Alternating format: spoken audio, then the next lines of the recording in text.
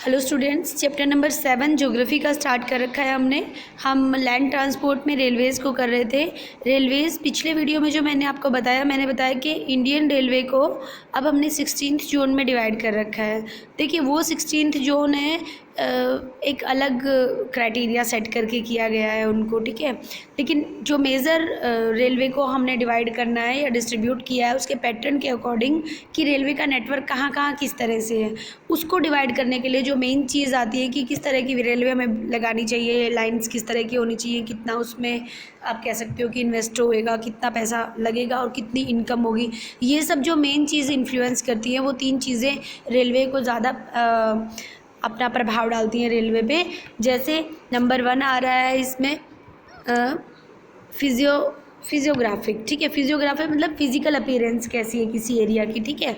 उसके बाद आता है इकोनॉमिक, यानी कि वहाँ पे लोग कितना सफ़र कर रहे हैं, ठीक है।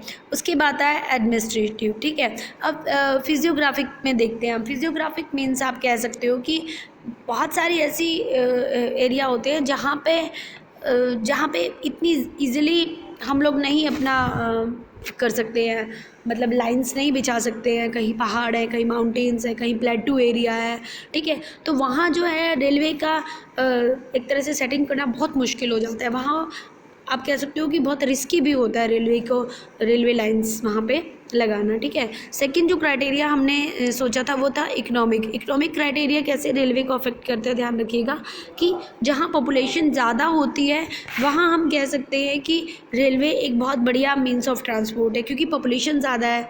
एक जगह से दूसरी जगह बस जो है वो मोर देन 60-70 भी बहुत मुश्किल से ले जाती है, जबकि ट्रेन अगर एक जगह से दूसरी जगह पे ले जाना है तो 1000 पीपल्स को भी एक साथ ले जा सकती है, ठीक है। तो इकोनॉमिकली हम ये देखते हैं कि कहाँ पॉपुलेशन ज़्यादा है, जहाँ पॉपुलेशन ज़्यादा होगी वहाँ रेलवेज़ एक तरह से ग्रो करेगा, ठीक है।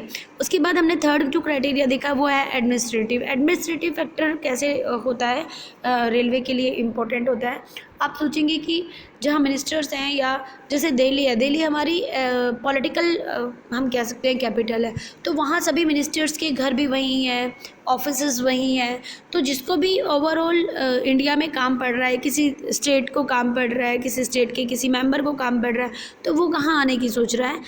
आम आदमी को अगर कोई प्रॉब्लम है तो वो भी कहाँ आएंगे, अपने मिनिस्टर्स के पास, मतलब किसी कार्यालय में आएंगे, किसी ऑफिस में आएंगे, कुछ और काम होगा।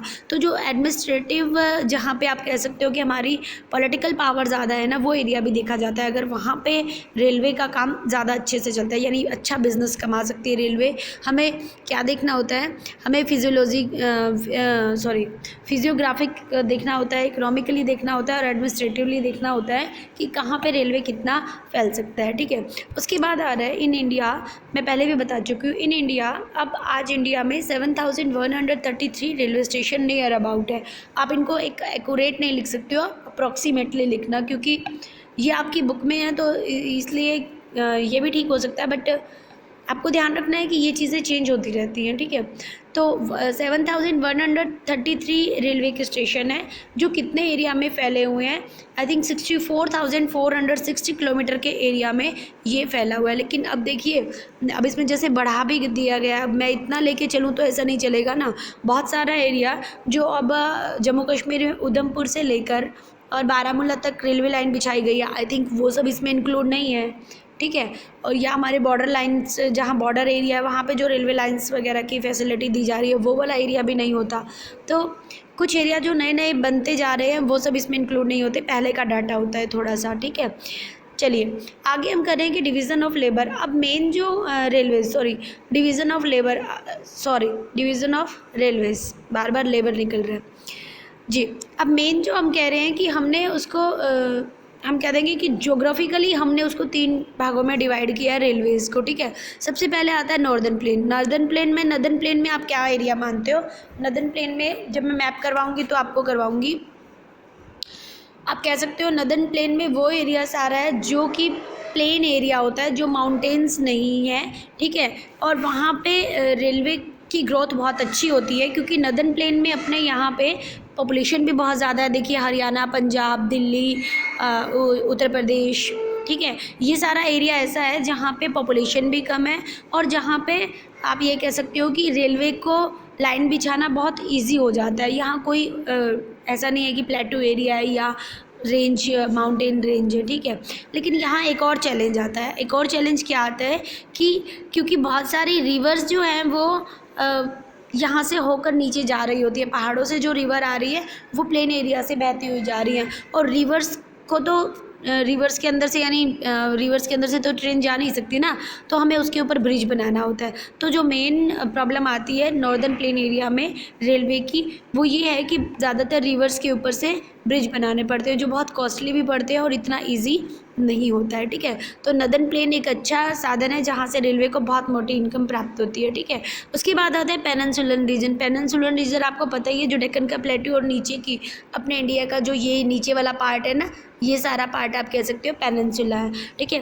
पेनिनसुलर रीजन में भी आपको पता है कि क्या है, पेनिनसुलर रीजन में जो डेक्कन का प्लेटू है यहाँ पे, अब प्लेटू क्या होता है, नॉर्मल जो लैंड होती है उससे थोड़ा ऊंचा होता है, और वो आपको पता है वोल्केनिक इरप्शन से बना होता है। तो वहाँ पे भी जब जा रही है ना ट्रेन, तो उसके लिए भी हमें टनल वगैरह बनाने पड़ते हैं, ठीक है।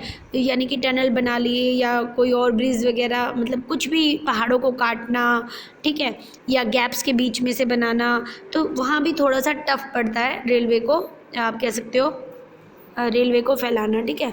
उसके बाद जो लास्ट और बड़ा इम्पोर्टेंट आता है वो है माउंटेन। अब माउंटेन का अगर हम बात करें तो माउंटेन्स में तो हम ये कह सकते हैं कि वहाँ पे तो फेवरेबल कंडीशन ही नहीं है रेलवे के लिए।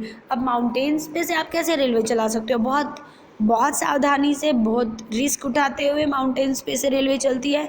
अभी मैंने एग्जांपल दिया था, कालका से अगर शिमला जा रहे हैं तो जो टॉय ट्रेन है वो बहुत स्लो चलती है, उसकी कोई स्पीड भी ज़्यादा नहीं होती है, और पहाड़ों की चारों तरफ घूमती हुई वो जा रही होती है। बड़ा पहाड़ है तो उसके चारों तरफ घूम के जा रही है। अगर ऐसा कुछ हो सकता है कि टनल बन सके तो वहाँ भी बहुत सारी, लगभग 90 के आसपास टनल आती हैं, 90 से भी ज़्यादा आई थिंक टनल आती हैं कालका से शिमला तक जाने में, ठीक है। तो कहने का मतलब ये है कि माउंटेनिक एरिया भी इस टाइप का एरिया है कि जहाँ पे हम लोग रेलवेज़ को प्लेटफॉर्म मतलब रेलवेज़ को नहीं स्प्रेड कर सकते, ठीक है। चलिए नेक्स्ट वीडियो में हम प्रॉब्लम्स पढ़ेंगे कि रेलवेज़ के आगे किस टाइप की प्रॉब्लम्स आ रही है। Okay, till then thank you.